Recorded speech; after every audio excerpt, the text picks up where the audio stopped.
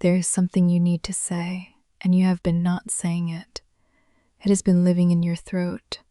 It has been sitting in your chest. It has been changing the way you breathe. You have been working around it instead of through it, and it is making you smaller. It is making you hold yourself differently.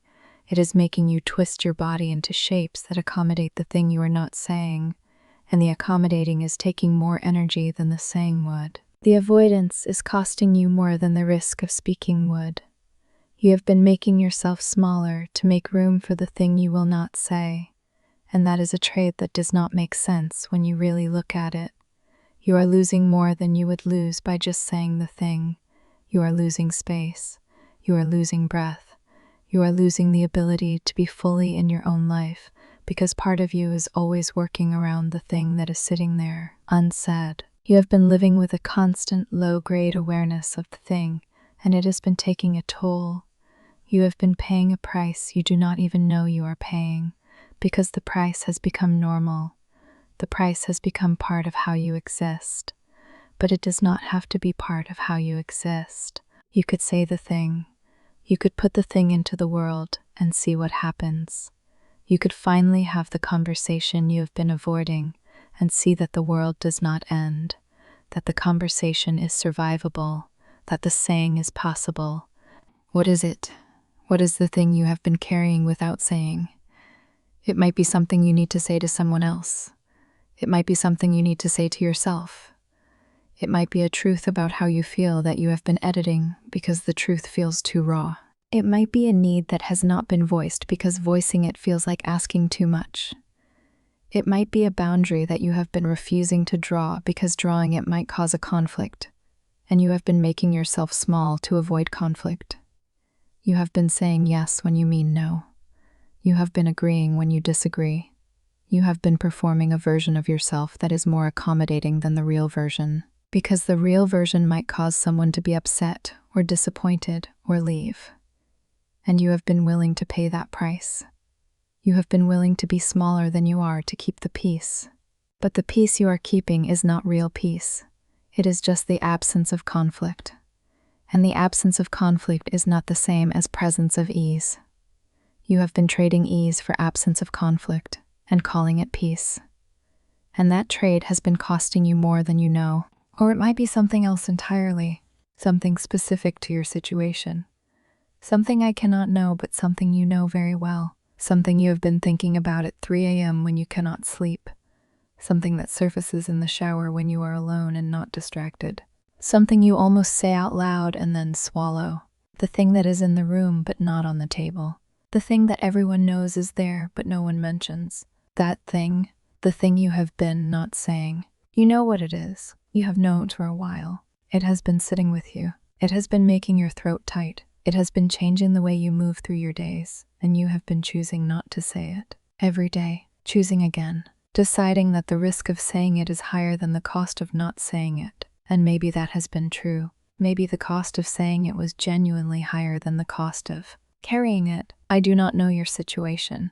I cannot weigh your specific costs, but I want you to consider the possibility that the calculation has been wrong, that the cost of not saying it has been higher than you have been willing to admit. Here is what I know about the things we do not say. They do not stay small. They do not stay manageable. They grow. They take up more room as time passes. They compound. They become heavier. The original thing becomes a whole category of things. The thing you did not say becomes the thing you cannot say without opening a door you have been keeping closed. And the longer you keep it closed, the more complicated it becomes to open. The window closes. The moment passes. The opportunity to say it in a small way passes, and now the only way to say it is in a big way. The small conversation becomes a big conversation. The minor clarification becomes a major confrontation. The request for a small adjustment becomes a demand for a major reorganization. And that is what people are trying to avoid. But the avoiding does not actually avoid anything. It just delays it and makes it bigger. The thing you are not saying is going to have to be said eventually, in most cases. Or it will come out sideways. It will come out in other ways. It will come out in the body, in the tension, in the unexplained distance you put between yourself and people, in the way you show up less and less fully because you are protecting the unsaid thing. Either way, the thing has effects, the thing has consequences. The only question is whether you say it on your terms or on circumstances' terms, whether you say it when you are ready or when the situation forces you to. Whether you say it in a way you choose or a way you did not choose. So choose. Choose to say the thing. Choose to open the door you have been keeping closed. Choose to have the conversation you have been avoiding. Choose to tell the truth about how you feel. Choose to ask for what you need. Choose to draw the boundary you have been refusing to draw. Choose to speak the thing that has been living in your throat. It might not go the way you fear. It might go better. The other person might be relieved. The other person might have been waiting.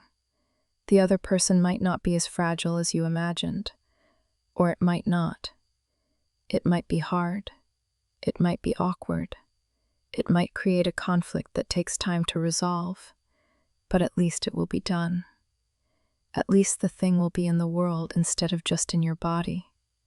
At least you will have said it.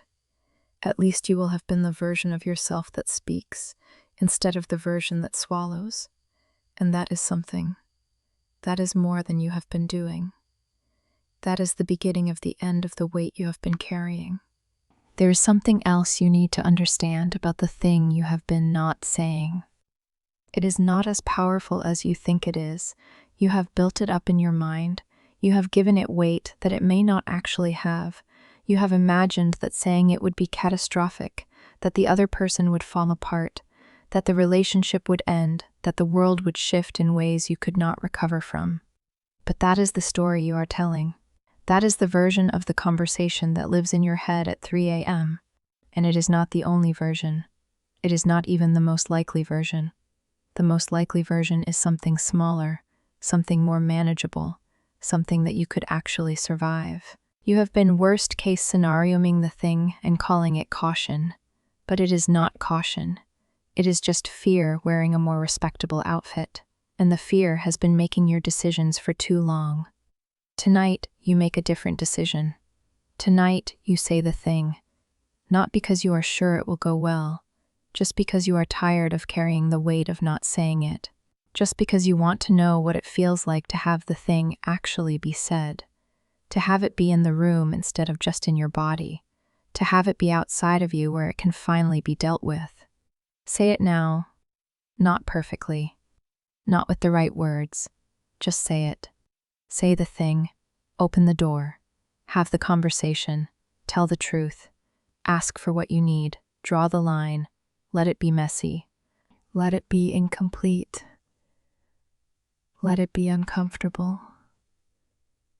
Say it anyway, because the not saying has cost you enough. Good night. Say the thing. Rest now.